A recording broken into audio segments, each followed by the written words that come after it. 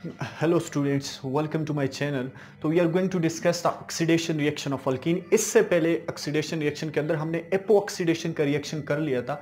जो next reaction है इसका पार्ट 2 में वो है ओजोनालिसिस। तो इस ओजोनालिसिस हम कहते हैं ऐसा रिएक्शन है जिसके अंदर अल्कीन्स के डबल बॉन्ड को हम ब्रेक करते हैं in the presence of ozone. तो यहाँ पे break down of alkenes in the presence of ozone. तो ओजोन O3 की मौजूदगी में अल्कीन्स के डबल बॉन्ड को ब्रेक करेंगे। O3 के एलोट्रॉपिक फॉर्म ऑफ ऑक्सीजन है। अब जो O3 है इसके अगर हम स्ट्रक्चर देखें तो स्ट्रक्चर बज़ाहिर इसकी अनस्टेबल दिखाई देती है। ये हमारे पास ओजोन की स्ट्रक्चर है, ये देख लें, ये ओजोन की स्ट्रक्चर है। अगर देखने में ये क्या है, अनस्टेबल दिखाई दे रहा है क्योंकि इसके ऊपर नेगेटिव चार्ज भी है, यहाँ पे पॉजिटिव चार्ज भी है। लेकिन ये जो स्ट्रक्चर है ये रेजोनेंस स्टेबलाइज स्ट्रक्चर, क्योंकि ये जो इलेक्ट्रॉन्स है ये इस यहाँ पे शिफ्ट होंगे, ये वाले इलेक्ट्रॉन्स यहाँ पे शिफ्ट हो जाएंगे। तो ये रेजोनेंस क्या हो जाएगी, रेजोनेंसली स्टेबलाइज्ड हो जाएगी। तो ये रेजोनेंस के थ्रू स्टेबलाइज्ड होगी। अब अगर हम देखते हैं हमारे पास जो स्केलेटन आ जाता है कि रिएक्शन किस तरह प्रोसीड करेगा, कैसे प्रोडक्ट्स बनेंगे जब भी हम ऑक्सीडेशन ऑफ अल्कीन्स करेंगे थ्रू ओजोनालिसिस। तो इसमें हमारे पास 3 तरह के प्रोडक्ट्स बनते हैं। एक, अल्कीन्स को हमने ओजोन के साथ रिएक्ट किया, यहाँ पे कैटलिस्ट पे डिपेंड करता है कि कैटलिस्ट हम कौन सा यूज करें। अगर हम डीएमएस या जिंक यूज कर रहे हैं, डीएमएस का मतलब है डाई मिथाइल सल्फाइड, अगर वो यूज करें तो हमारे पास जो प्रोडक्ट है वो एल्डिहाइड या कीटोन बनेगा कार्बोनाइल कंपाउंड्स में। अब अगर हम यूज कर रहे हैं सोडियम बोरोहाइड्राइड NaBH4 यूज कर रहे हैं तो हमारे पास जो प्रोडक्ट बनेगा वो अल्कोहल बनेगा। अगर हम हाइड्रोजन परऑक्साइड की मौजूदगी में ऑक्सीडेशन का प्रोसेस करते हैं तो हमारे पास बनेगा carboxylic acid, again carbonyl compounds. तो यहाँ पे ये 3 तरह के प्रोडक्ट्स की पॉसिबिलिटी है अगर हम कैटलिस्ट को डिफरेंट यूज करेंगे। हमारे पास यहाँ पे हम इस वाले मेथड के थ्रू प्रोसीड करेंगे। तो यहाँ पे लिखते हैं हमारे पास रिएक्शन किस तरह होगा, मैकेनिज्म के थ्रू हम आगे जाएंगे। तो सबसे पहले हमारे पास है अल्कीन्स। अल्कीन्स को हमने रिएक्ट करना है O3 के साथ। तो किस तरह करेंगे, ये E3 सिंपल हमारे पास क्या होगा, यहाँ पे हम ऑक्सीडेशन कर रहे हैं किसकी, E3 की, क्योंकि ये सिंपलेस्ट अल्कीन आ गया। अब प्लस ओजोन को, यहाँ पे आप इसको इस तरह फॉर्म में इसका स्ट्रक्चर लिखेंगे तो आसानी होगी। ये ऑक्सीजन के ऊपर नेगेटिव चार्ज आ गया। अब ये अल्कीन्स हैं, इन दोनों के दरमियान ये पाई इलेक्ट्रॉन्स मौजूद हैं। तो इस पे क्या होगा कि ये जो नेगेटिव है ये इस कार्बन के ऊपर अटैक करेगा। ये जो इलेक्ट्रॉनिक डेंसिटी है ये यहाँ से ये वाले इलेक्ट्रॉन्स, पाई इलेक्ट्रॉन्स इस ऑक्सीजन के ऊपर जाएंगे और ये वाले इलेक्ट्रॉन्स दोबारा इसके ऊपर जाएंगे, इसका पॉजिटिव चार्ज ख़त्म हो जाएगा। तो हमारे पास जो इंटरमीडिएट बनेगा वो क्या होगा, अब यहाँ पे ये इस तरह C single bond C, oxygen oxygen oxygen, ये बन गया। अब ये जो हमारे पास इंटरमीडिएट बना है इसको हम कहते हैं मोलोजोनाइड। क्या कहते हैं, मोलोजोनाइड कहते हैं। यहाँ पे क्या है कि ये इसको हम ट्राईऑक्सोलेन भी कहते हैं, ट्राईऑक्सोलेन। अब ये हाईली अनस्टेबल कंपाउंड है, क्यों, क्योंकि यहाँ पे देख ले 3 ऑक्सीजन है और ऑक्सीजन ऑक्सीजन के दरमियान सिंगल बॉन्ड्स मौजूद है। तो जब भी ऑक्सीजन के दरमियान सिंगल बॉन्ड्स होंगे तो ये हाईली अनस्टेबल कंपाउंड्स होते हैं, क्योंकि यहाँ पे बहुत सारे इलेक्ट्रॉन्स मौजूद है। इस ऑक्सीजन के पास भी 2 इलेक्ट्रॉन पेयर है, इसके पास भी है, इसके पास भी है। तो इन इलेक्ट्रॉन्स की वजह से इनमें क्या होती है, रिपल्शन होती है, इसलिए ये एकदम ब्रेक डाउन हो जाते हैं या इनकी ब्रेक डाउन हो जाती है। तो ये जो मोलोजोनाइड बना है, जो इंटरमीडिएट बना है, इसकी ब्रेक डाउन होगी ऑटोमेटिकली। तो हमारे पास जो है वो प्रोडक्ट बनेंगे।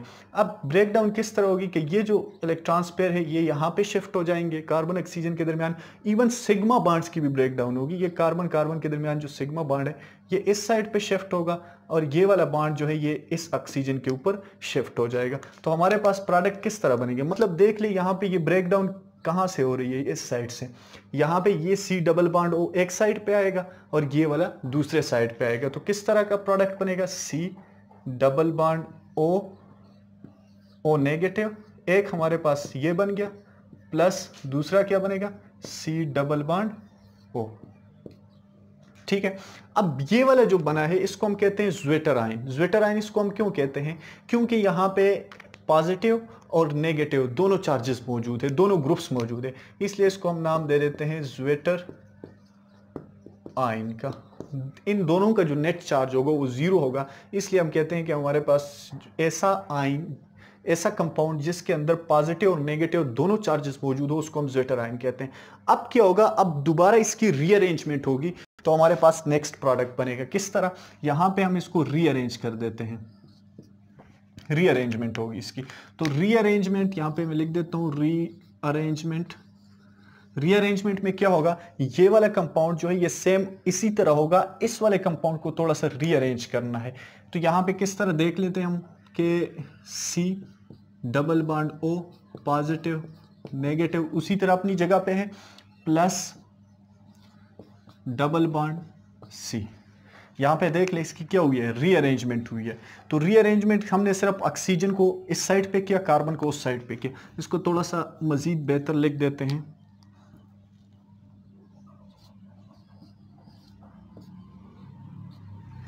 सॉरी,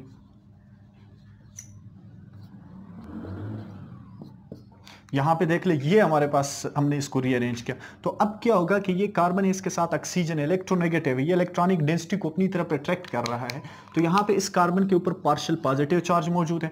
तो क्या होगा कि ये ऑक्सीजन का नेगेटिव इसके ऊपर अटैक करेगा, ये वाले जो है ये इस कार्बन के ऊपर अटैक करेंगे, ये वाला बॉन्ड अपनी पोजीशन के ऊपर शिफ्ट हो जाएगा इस ऑक्सीजन के ऊपर, तो इसका पॉजिटिव चार्ज खत्म हो जाएगा।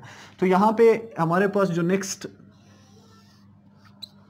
प्रोडक्ट बन रहा है, सॉरी इंटरमीडिएट बन रहा है, कौन सा है, ये होगा CO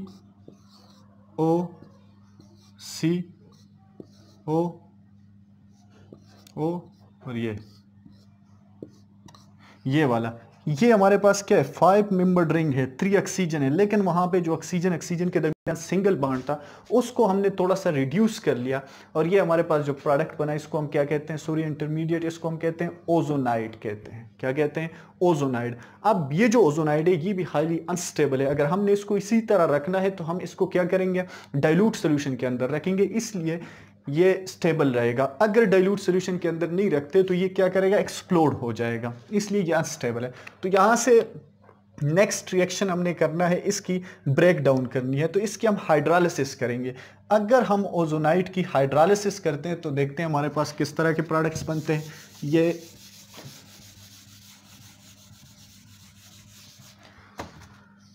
ओजोनाइड आ गया, जो प्रोडक्ट हमारे पास बना था C, ये वाला। अब हमने क्या करना है, इसकी हाइड्रोलिसिस करनी है, HOH in the presence of water.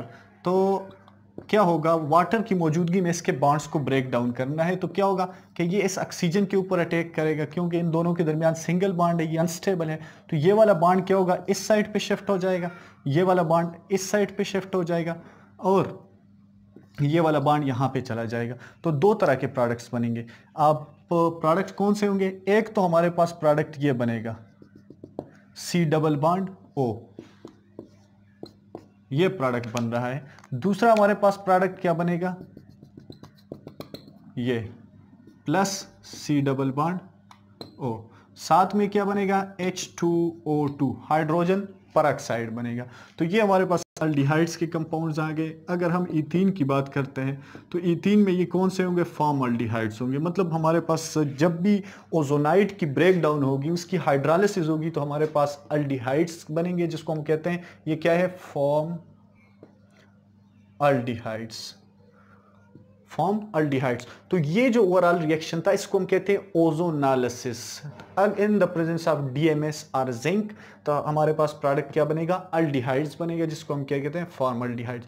अगर हम यहाँ पे हाइगर अल्केन्स यूज कर देते हैं, मतलब जितने भी हम सब्स्टिट्यूएंट की तादाद को इंक्रीज करेंगे और डिफरेंट तरह के कैटलिस्ट यूज करेंगे, तो हमारे पास जो प्रोडक्ट्स है वो चेंज होते जाएंगे। तो ये आज का टॉपिक था ओजोनालिसिस का। अगर इस बारे में कोई क्वेश्चन हो तो प्लीज़ कमेंट सेक्शन में कीजिएगा। Thank you.